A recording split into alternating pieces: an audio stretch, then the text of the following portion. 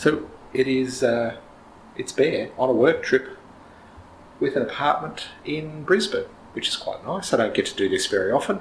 So it's a pretty standard apartment. It's just a little thing. I'm here by myself. As you can see on the table behind me, there's a stack of books. So I'm sure you want to see those, which I'll get to in a minute. I'll find a nice quiet seat. I think I've got 6 books at the moment. So yeah, I'm just here for one night, but I've got just enough time to record a little video, do some book shopping, and then I'm going to go back to work, and I've got meetings right through until about 7:30, and then I'll get a bite to eat, and it'll be time for bed and do it all tomorrow. So this might be my only opportunity to do a quick little video. So hopefully you like the books. Let me find a seat and we'll get right to it. Okay, so you've had a quick tour. Now it's time to see what books I bought. I gave you a sneak peek of the bags on the table there. And first, let's do brand new books, because right next door to the office block I was working in the city was Folio Books. And if you've never been to Folio Books, it's magnificent. If you're anywhere in Brisbane, it's a brand new bookstore. It's not a brand new bookstore. It's a bookstore that sells brand new books. But they usually have just about everything you could possibly want. Beautiful store and really lovely people. And today I bought 3 books. I bought Outline by Rachel Cusk. Never read it. First of a trilogy, and I've just finished talking about how I've given up on series, and then people start talking about Rachel Cusk. But it's not a genre series, so it's more like literary fiction, which is more my style, I guess. So let's see how this goes. If you've never heard of Rachel Cusk, let me do a little bit of a read. Outline is a novel in 10 conversations. Spare and lucid, it follows a novelist teaching a course in creative writing over an oppressively hot summer in Athens. She leads her students in storytelling exercises. She meets other writers for dinner. She goes swimming in the Ionian Sea with her seatmate from the plane. The people she encounters speak volubly about themselves, their fantasies, their anxieties, their pet theories, regrets and longings. And through these disclosures, a portrait of the narrator is drawn by contrast, a portrait of a woman learning to face great loss. The first book in a short and yet epic story cycle. Second, hadn't ever heard of this person, liked the cover, read the reviews, read the back, sounded interesting, bought the book. Sounds like a lot of my book buying. So this is Tessa Hadley, The Past. For Zadie Smith to say something quite so lovely on the front is amazing, so that's what kind of attracted me to it. It does say 4 siblings meet up in their grandparents' old house for 3 long hot summer weeks, but under the idyllic surface lie shimmering tensions. Roland has come with his new wife and his sisters don't like her.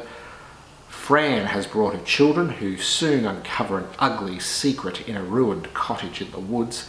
Alice has invited Kazim, an outsider, who makes plans to seduce Roland's teenage daughter.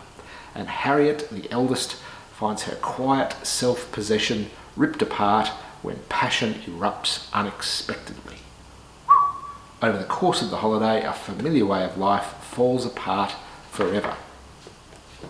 Sounds like a very adult Famous 5. 5 go bonking in Dorset. Yeah, interesting. And the third, The Memory Police, another dystopian. The Memory Police by Yoko Ogawa.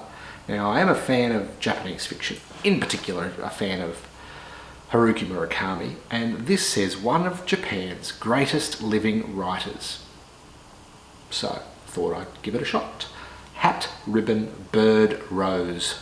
To the people on the island, a disappeared thing no longer has any meaning. It can be burned in the garden, thrown in the river, or handed over to the memory police.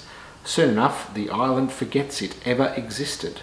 When a young novelist discovers that her editor is in danger of being taken away by the memory police, She desperately wants to save him. For some reason, he doesn't forget, and it's becoming increasingly difficult for him to hide his memories. Who knows what will vanish next? Excellent. So that is the 3 books from Folio Books in Brisbane CBD. If you're ever in Brisbane, I suggest you look it up. It's fantastic. Also in Brisbane, just outside the CBD, you'll find a nice area called South Bank. Beyond South Bank is a suburb called the West End, where there is my favourite bookshop, which I didn't buy anything from today, but they're called the Avid Reader Bookshop in West End. Just a few doors up from the Avid Reader is Bent Books, a second-hand bookstore. And I usually try and get to both of these stores every time I'm in Brisbane. Those 2 plus Folio equal my 3 best bookstores. Bent Books. I have 3 books from Bent Books. They're always great quality at this used bookstore, so don't expect 50-cent books or $1 books like the Lifeline. They're good quality, they're interesting. You will find some really interesting gems on their shelves. As such, I found, and because I also have Too Much Lip by Melissa Lukaschenko on my shelf, I bought Mullumbimby by Melissa Lukaschenko. Let's go this way. I bought Mullumbimby by Melissa Lukaschenko. Let's read the back all together, shall we? When Jo Breen uses her divorce settlement to buy a neglected farm in the Byron Bay hinterland, she is hoping for a tree change and a blossoming connection to the land of her Aboriginal ancestors. What she discovers instead is sharp dissent from her teenage daughter Ellen, trouble brewing from unimpressed white neighbours, and a looming native title war among the local Bundjalung families. When Jo stumbles into love, on one side of the native title divide, she quickly learns that living on country is only part of the recipe for the good life. Second, The Valley. The Valley by Stephen Hawke. Again, I saw this man speak at the Brisbane Writers Festival, not this year but last year. I didn't actually buy the book last year because I bought a lot of books. This one just missed the cut. But now I found it secondhand, and so glad I did. A murder in the remote bush in 1916 sparks a chain of events that will haunt a family for generations. Hidden in the refuge of a secret valley, their tiny community lives unknown to the world. When a century later, Broome schoolboy Dancer falls foul of the local bikie gang, he and his father head up the Gibb River Road. Here, a maze of rugged ranges and remote communities, Dancer begins to unravel the truth behind the mysterious disappearance of Millie Ryder, the mother he never knew. Excellent. And finally, Lorrie Moore. I read one of those Faber short stories of Lorrie Moore's. What was it called? Something Mother. The Excellent Mother, Fantastic Mother, Magnificent Mother. I can't remember. The Good Mother. I don't know. Lorrie Moore, Self-Help. It says, this absorbing, ironic, bittersweet collection of 9 stories marks Lorrie Moore's talented debut. Sharp, cruel and funny, the stories are presented on a highly idiosyncratic guide to female existence.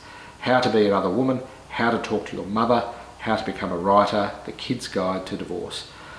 How to be an other woman I've heard of before, and my good friends at Book Fight have done an entire episode of it. If you're interested in podcasts, Book Fight. So that interested me right away, but 9 stories all by Lorrie Moore, I cannot wait.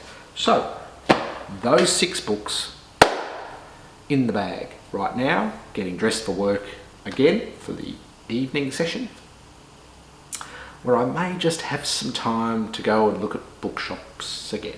So, time to go. I'll talk to you again soon.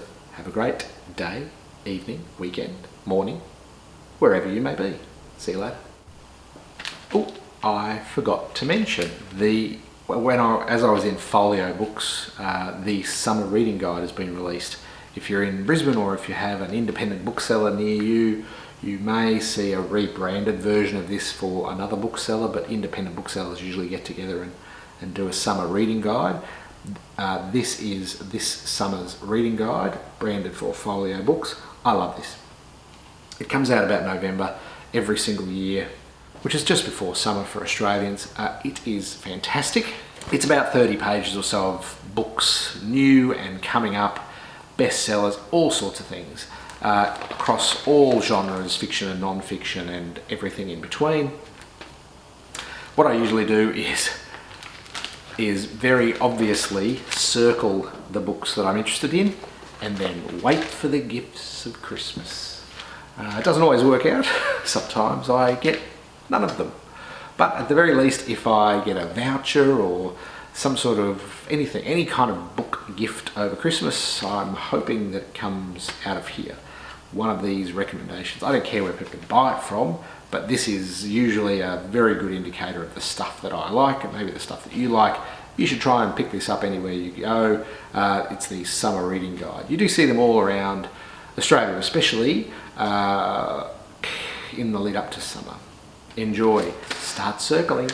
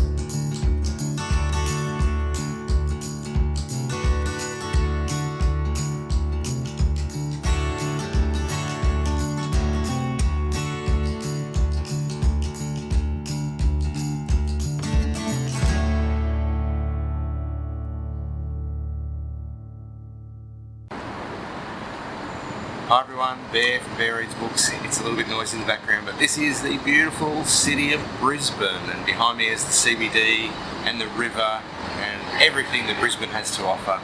I'm only here for 24 hours for work. I have more meetings today and then I have to quickly get home. But more things to do and more books to read and more meetings to attend. But what I wanted to talk about is my progress for non-fiction November. So I've had a little bit of time to read just in my spare time while I've been here, and I've been charging through the first two books in my list for non-fiction November. The first is Audiobook, Permanent Record by Edward Snowden. It is fantastic. Cannot recommend it highly enough. It is just a regular autobiography, so it's linear. It starts from when he was born, ends from right now, and ends when it ends right now. So it's don't expect anything weird and wonderful in the structure department, but really it is a wonderful picture into the mind of a very intelligent man. I think the press and the American government have done very well in painting him as this pasty-faced computer geek sitting at his keyboard, madly tapping away, stealing all of these documents. When in fact he's everything that America usually loves. He joined the army. He was accepted into special forces, and then got out of special forces when he broke both legs in a training accident. His whole family has in some way been involved in the intelligence community, and he himself has served in multiple branches of that intelligence community with distinction. So it's all of these things is usually the things that America values in its heroes, and for some reason he's been painted in a very different light. I think the media has done an incredible job in doing that, but it's a great autobiography. I'm almost finished. I'm just up to the part where he moves to Hawaii, which I think is the final section. Fascinating look at a very, very interesting man. Second is Ellen Broad's Made by Humans, the thing about AI and robots and intelligent automation. Again, very, very interesting. And I had, as I mentioned earlier, I've heard this author speak at a symposium before, and I think so. The book contains lots of Australian examples, so be ready for that. But and a lot of discussion about data, so examples based on the data says this, and robots are going to do this, and then this would be the implications of that. So a lot of Australian examples, but also lots of British and American examples too, but it does seem to be reasonably Australian focused, which is not what I was expecting. Ellen Broad hasn't actually lived in Australia for quite a few years and is an internationally renowned data scientist and AI expert, so I was kind of expecting a more world view, and it does do that, but a lot of the examples are Australian based. I don't know whether that's because Australia is leading the world in AI. I don't think we are, but if you're expecting something a little bit more US focused or UK focused, there may be other books out there. A global one is called AI Superpowers, which is doing the rounds at the moment. I don't have the author on me to hand, but there is a book out there called AI Superpowers that is talking about the global rise of AI and the ethics and dangers around that. That is a more dense, complex read. This one is very much a surface look at the ethics of AI, almost like a conversation starter, ignoring notes and ignoring the notes section at the end. The book itself is only about 150 pages, made by humans, not AI Superpowers. It's only about 150 pages, so it is AI light, so to speak, but it's very, very good. If you have very little understanding of AI, it is explained in a very simple way. And both of these books, Edward Snowden and Ellen Broad, have explained highly technical things in very simple ways. And I was going to say simplistic. They're not treating you like idiots, but they're very, very simple to understand. Edward Snowden describes the history of the internet and the history of and a lot about privacy. Ellen Broad also discusses a lot about privacy and ethics, in particular how it relates to artificial intelligence. Edward Snowden, privacy in people's access to information, and government and businesses' access to your information, my information, and how we have seemed to, over time, just accepted that our data is up for grabs, and we let absolutely everybody, Facebook, Google, Apple, all of those companies just have at our data for any reason whatsoever without giving much thought to what they're using it for.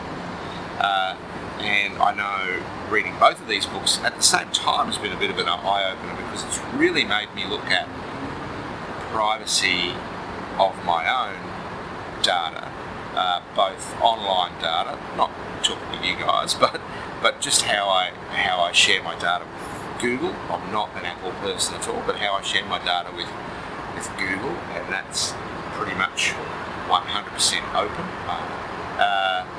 And maybe that's not such a great idea. And I do work in a sector where AI and a thing called RPA, which is robotic process automation. I work in an industry where RPA is very popular, and it's a growing thing to automate processes. So now I need to think about the ethics of those things as well. So it really has been quite an eye-opener reading these two books together. I'm almost finished both. I'll probably finish both of those. Today is Friday, so I'll probably finish both of those maybe tonight or first thing tomorrow, and then I'll be on to, I think next I'll try a novella, November, so with still some non-fiction in the background. I've got plenty of those on the list, but I think I might try and pick up a novella at the same time as another non-fiction. I'm not sure which ones yet though, but I will give it a shot. And because Edward Snowden is an audiobook, as soon as I finish that audiobook I'll start another one. So I think as an audiobook I don't have any more non-fiction, but what I do have is quite a few novellas on audiobook, which may be a great way to plough through those. So I'll probably be novellas on audiobook, non-fiction on physical book, and just go for it. It's a bit noisy in the background and I do need to get to work. It is a beautiful day in Queensland, albeit a little noisy. It's a lovely day here, but I do need to get ready for work. Enjoy the rest of your day, everyone, wherever you might be, and I will talk to you again soon. Thanks. Bye.